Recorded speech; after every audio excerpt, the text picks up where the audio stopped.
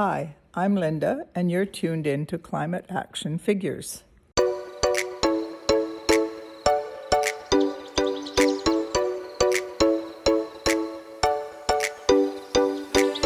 Hello, and welcome to a completely unique edition of Climate Action Figures.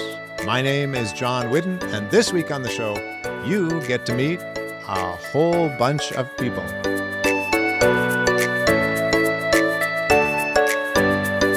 But first, this week's QuickFix, which comes to us live from our very special guest today and creative consultant, drumroll please, Kayla. Welcome, Kayla. Hello. It's good to be back. Always good to be back. It is wonderful to have you back. You give us such great advice for this program, so great to have your voice included in this. You will be with us the whole episode, and let's start with your QuickFix. What have you got for us today? Yeah, so this is tough because I feel like I've given a few quick fixes, so I was trying to think of another one. And the one I thought of today is actually one that I haven't done yet, but I am planning on.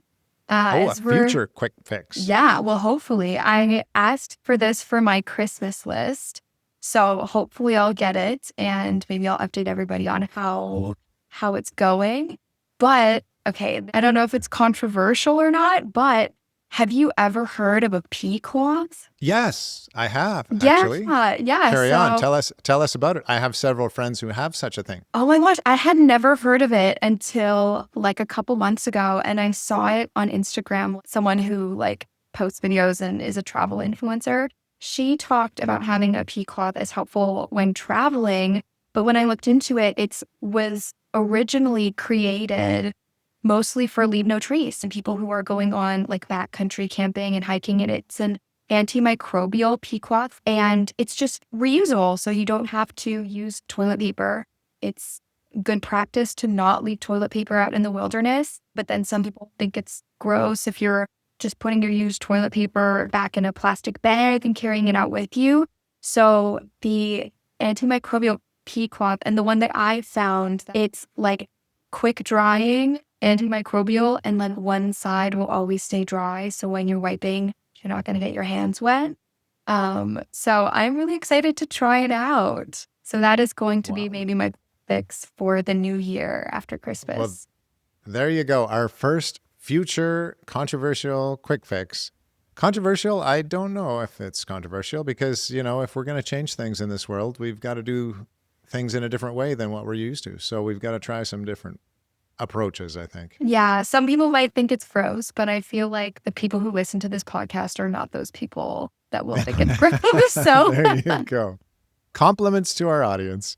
Now, speaking of the audience, we still have a few quick fixes in the bag waiting to be used, but we need more. And now that we're into season 3, many regular listeners and viewers have already sent in their quick fixes and figure they can just sit back in their easy chair and listen to other people's. Nope, not anymore. You need to send more of your quick fixes in so we always have lots to share on the program. So please do that via social media or email. Now, with holidays coming, since Kayla brought it in, we figured this would be a good time to catch up on past episodes. We're going to take a little break until January after this episode. So this will be your big chance to catch up on missed episodes. And we thought it would be a great thing to offer audience thoughts about what their favorite episodes were, so you could have a jump start at which one you might want to get into. So if you've missed that particular episode, then you can go back and check it out. So let's get to those audience thoughts. And we will start with Janice, who emailed us to say, the episode from your podcast that stands out is the one where you spoke to a young man, one of the COP29 participants, who said, "Hope is everywhere." And then he went on to talk about hope being in the moment. I often think of his words. You're going to actually hear that quote toward the end of the episode here. But we really went international last season when we interviewed young people from 10 different countries who had attended COP29. And it was fascinating to get their inside stories. I don't know if you agree with that, Kayla, but I sure was interested in hearing about what they thought about COP29. Absolutely. I love that series of hearing from all those people who attended COP29. It was really interesting to hear the different global perspectives. Yeah, and even little things like I asked someone about food, and they said food was incredibly expensive, couldn't even afford to buy food at the venue, or people talking about how young voices just didn't seem to be really heard. That was a big theme. So listen in to any of those episodes, but the one Janice was talking about particularly is Sharia in episode 10. So you can check that out. Last season, season 2, episode 10. Yeah, really interesting how they talked about the role of like politics and how that plays into climate action and how we further climate action on the global scale. But Linda, a regular viewer down in California, has shared many quick fixes with us over the years. And she sent in a video of her favorite episodes from each of the season. And she was the one who opened the show for us today. So thank you, Linda. And her choice from season 1 is this. Thanks for the opportunity to comment on your climate action episodes.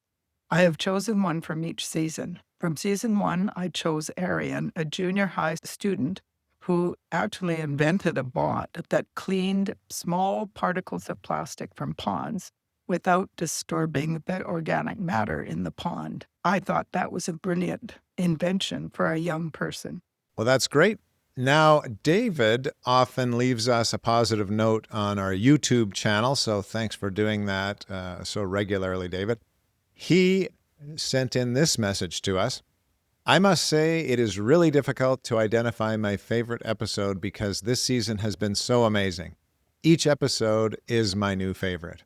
Emma was incredibly inspiring by connecting human and non-human relationships. But I guess for me, Gracie moved me with her ability to tie in her Indigenous heritage and how she wants to continue spreading that knowledge. If I had to choose one, it would be that. But I must say, all of this season has been very, very good.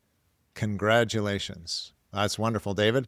We kicked off this season with a series of 5 episodes focusing on First Nations points of view about the environment. And Gracie in episode 3 certainly was very touching in her desire to become a healer of her people. Definitely one to watch. But I'd say watch all 5 of them because they fit together like a puzzle. And I really believe that we need to listen to our Indigenous brothers and sisters if we're going to figure out how to take care of this earth better. And speaking of which, a First Nations elder from Gracie's Blackfoot Nation sent in a t-shirt identical to the one I wore. Was it last season, Kayla, or this season? It was I wore this the season. purple. It was this season. Okay. So I wore a purple t-shirt like this. Here, let's put a picture of it up on the screen. Because he sent in another one of those, because I raved about it, as a prize to give away to the first viewer or listener who gets in touch with us via social media or our email address, climateactionfigures@gmail.com. Thank you very much, Api Sumaka, for sending that in. He's an expert on seeds and also an artist who created that design. So, oh, by the way, it's a small, so don't call in and request it if you are a large, unless you have a small person in your life for whom you would like to have that gift. Colleen says Emanuela from season 2, episode 19 was her favorite. It made me think about big finance and climate action working together. Before I listened to Emanuela, I thought of those two things being mutually exclusive or at odds with each other, not working together. So thank you, Colleen, for that insight. I have to agree with her that I kind of think of those things as being in total separate worlds, and we need one and maybe much, much less of the other, but maybe they need to work together for the solution to the climate issue to come to light. But we'll see where that goes. On to Mike, who messaged us on Instagram and said, "Hey, John, I really appreciate the episode with MJ. Very interesting to hear of their connection with the land and family." Thanks, Mike, for that. And that was another episode from our series of 5 that opened the season. MJ was a junior high student and amazing young person. So very cool stuff there. Definitely. And back to Linda for her season 2 pick. Take it away, Linda. Season 2, I really wanted to choose episode 21 because Ashton and Haley are my great-grandchildren. I must say, they love the environment. They are outside all the time, and they do care for it just by nature. But to be unbiased, I chose episode 24 with Sam, who discovered dead fish in his favorite fishing hole in Florida. and also discovered it was caused by runoff from nitrogen fertilizers. He then, with a friend, invented a different fertilizer that didn't have negative effects on the environment.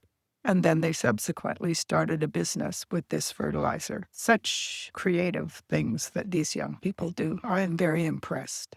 So Linda mentioned her grandkids, Haley and Ashton, to us, and we decided we should interview them. And in this episode that she mentioned, Sam talked about his friend Derek, who had developed a polymer that has all kinds of uses and is based in a material found in algae blooms in the ocean. So basically free material, cleaning up algae blooms in the process. And this guy found an expert in Finland who helped him develop it. Fascinating story. Check that one out too. It's in season 2, episode 27. But all of this to say, you may know the perfect next guest for a Climate Action Figures episode, so please let us know and we'll get in touch with that person and they may be our next guest. Glenda also had trouble choosing. She said, I have really enjoyed listening to all the episodes and have been impressed with how well everyone spoke about their passion about the environment. As I skimmed through the seasons, I remembered these ones the most. Here we go. Season 1, Episode 11, Arian. I have been interested in learning about the microplastics, plastics in the ocean, ever since I saw an Oprah show about the island of plastic and how huge it is. When Arian spoke about his desire in cleaning out the plastic in the ponds in his area, I was wondering what he would come up with. I would be interested in knowing if it ever got off the ground and into the water. Well, we might just find out more about that in a sec. In the meantime, Glenda goes on to Season 1, Episode 20, Nate and Jackson. I love their enthusiasm for their garden projects they are very proud of at their school. They are very keen to help with the garden, composting, and lettuce and salads. Impressive for grade 7 boys. And finally, Glenda says, Season 3, Episode 3, Gracie Eagle Bear. Gracie was so passionate and driven, she brought tears to my eyes. I was so happy for her that she had the opportunity to travel to Europe and be a very important part of a ceremony there. Great that she is an important part of that sweet grass and garden program at her school. I wish her the very best in her desire to become a medicine woman. Yeah, I loved that episode with Gracie too, especially her drive and passion to become a medicine woman and how much her aunt inspired her was so lovely to hear about. So I very much agree with you, Glenda. Now moving on to Pat, who emailed us to say, I'm way behind on season 3, but a couple from your first season really stuck with me. Again, Arian from episode 11. He's getting so many shout outs. So that is wonderful. Was really impressed with his underwater robots that detected and filtered microplastics.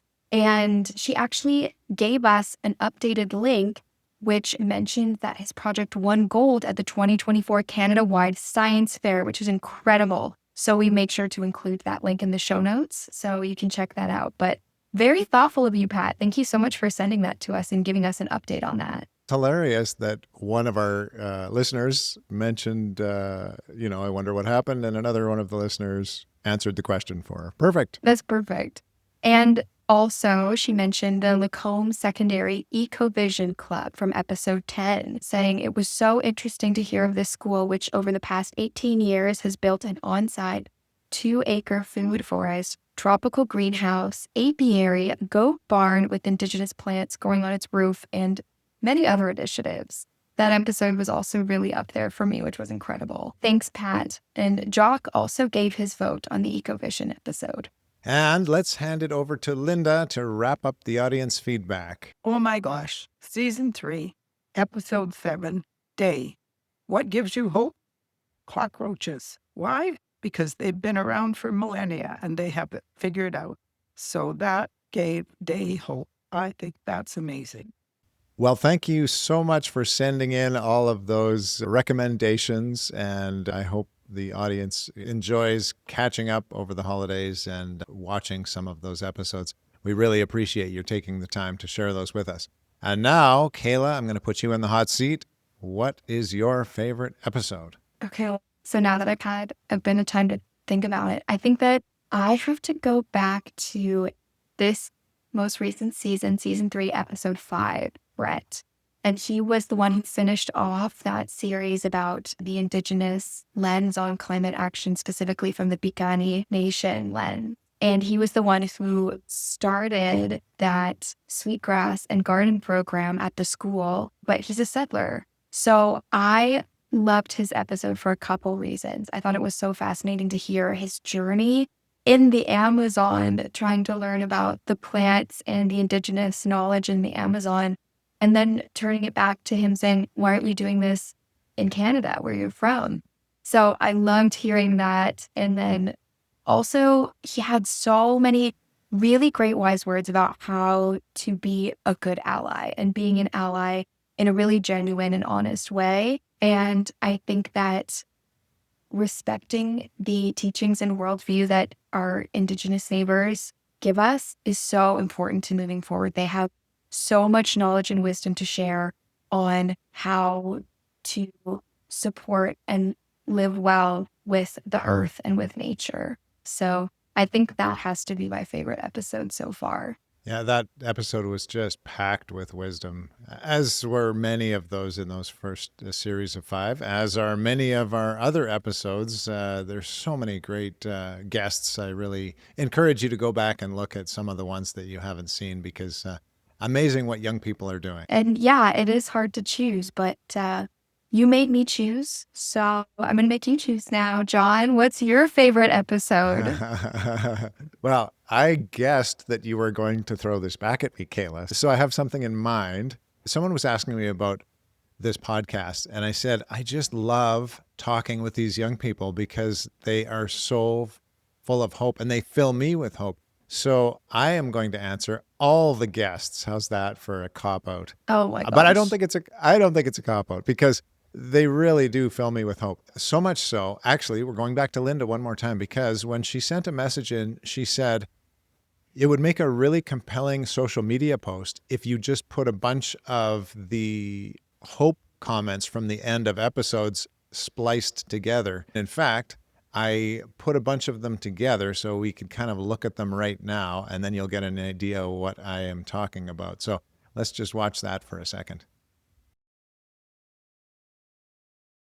One thing that is giving me hope is seeing all of the climate actions that are happening around the world and seeing people of all ages, not just young people, but also older people from different backgrounds, different subgroups, all taking action towards this collective goal. We are radically positive, and we know that we can bring the change, and we know that we can take care of the world. So yeah, that gives me hope. Hope is like gravity, it exists everywhere. It's just how do we tap into it? The youth, not waiting for the adults of the room to give them permission. Young people are connecting across borders. They're using art, technology, and storytelling to inspire action in ways that didn't exist a decade ago. That all culture isn't dying down and people still know what they're doing. So what gives me hope is what you are doing. It gives me hope that young people of today are now coming to understand what we need to do so that we can save our future. Communities are starting to realize that climate solutions are also just really simply affordability solutions. I really like the tree saplings that I've been growing, like bringing new life in trees into the world. As we continue to learn and to engage in the Truth and Reconciliation Commission's calls to action and learn how to live more in a balanced and harmonious way together. My little dose of hope for everyone listening in today is that there's no better time to be more hopeful than now. Because trust me, there are 1 million and 1 billion of people out there who share in your faith, who share in your belief, who want to see the world change. And if you continue, you will meet and connect with some of these people, and there will be a source of hope as you go on. One thing that gives me hope is community. I think people like you also give me hope, but I don't think we should be living on validation from other people. So. Very true. And no, I did not pay Harshita to say that. What gives me hope is cockroaches, because supposedly they've been around for a really long time. They've survived, I don't know, probably an ice age, maybe like meteor strikes. And so it makes me think that even if we totally wreck everything, life kind of finds a way. People in the worst living conditions, having the toughest time, but they still have that like optimism to show up and do their thing regardless.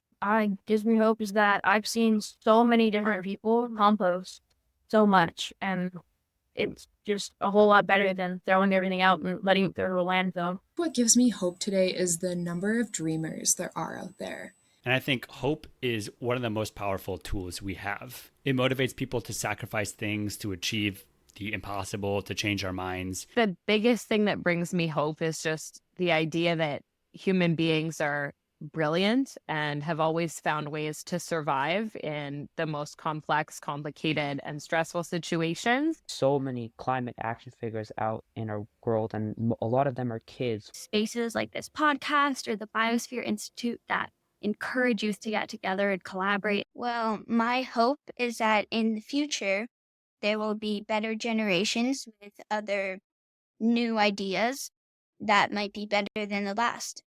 Aren't those amazing? Yeah. Yeah, those are so heartwarming to listen to. You know, I've had many conversations with guests on the program or friends who are, really engaged in environmental issues. And we have to be very careful that we don't just rely on hope. Oh, we'll just be hopeful and the climate issue will be solved. So I realize that, but if we lose hope, we're toast. So it's important that we keep our hope through, the difficult things that we see happening in the environment. So keep doing the thing, taking action, whether that's joining a local environment club or cleaning things up in your neighborhood even, or attending COP29, or going into a march to show how important your voice is on this issue. But at the same time, don't let your hope fade and let these young people's hope filter into your life and inspire you. I just should mention also, Kayla, that we're getting to the point where we need to decide whether or not we're going to take this into a fourth season, and we haven't actually decided that yet. So feel free to get in touch with us if you have an idea, someone who would make a great guest, or you just want to tell us whether or not we should continue. But most importantly, if you find this podcast hopeful or helpful or useful in any way, please share it far and wide, because, if we see our audience growing and getting larger and larger, then we'll realize that this is an important thing and we need to continue it. So that will definitely encourage us. Please share it with anyone you think who would enjoy watching an episode or 48. Make sure to like and subscribe and maybe review us if you have the time. It's really helpful. Good point.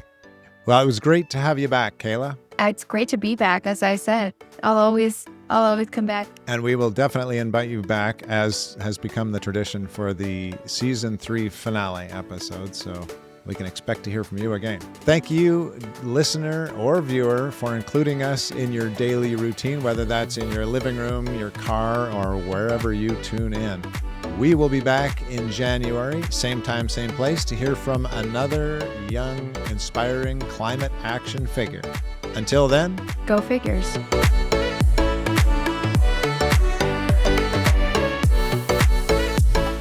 This has been Climate Action Figures. Our show is produced and hosted by John Whidden. Our creative consultant is Kayla McIntosh. Our theme song is Hawaii Vacation by Tavari. You can find us on Instagram, Facebook, and YouTube at Climate Action Figures. That's all one word. And if you have any other questions or comments that arose from this or any episode, feel free to reach out to us at climateactionfigures@gmail.com. And thank you for listening. We'll be back next week with another Climate Action Figure.